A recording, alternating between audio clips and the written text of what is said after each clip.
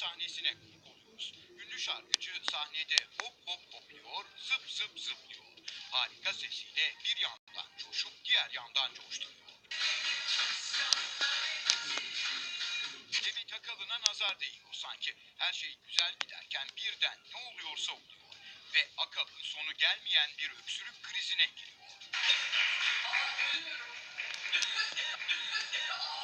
Neyse ki eşi hemen yardımına koşuyor ve güzel şarkıcıya su uzatarak bir kez daha Akalın'ın kahramanı oluyor.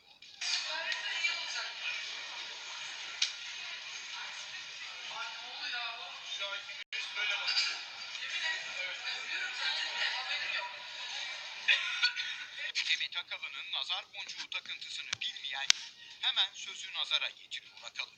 Kurban kestin mi? Yalan. Nazar boncuğu, nazar boncuğu. Olayın devamında işler daha da garipleşiyor. Demet Akalın sana bugün ne oldu dememek için zor tutuyoruz kendimizi. Bu kez de sahneye çıkmadan önce saçına bozulmasın diye taktığı tokaları kafasında unuttuğunu fark ediyor Akalın.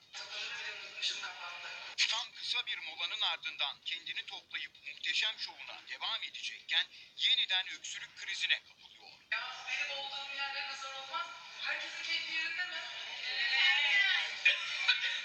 Çocuklar cidden ölüyorum rahatım. Su içiyor olmuyor, bir sağa yürüyor, bir sola yürüyor, bir türlü öksürük geçmiyor.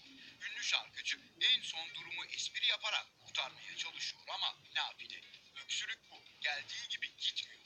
Cidden biliyorum ben. Beni çantaları verirsin. Benim kızlara paylaştırırsın. Yüzüğünü Merve'ye. Öldüğümü yazın. Tövbe tövbe ya. Neyse ki sonunda nahoş öksürük krizi geçiyor ve Demet Akalın sevenlerine harika bir müzik ziyafeti vermeye devam ediyor.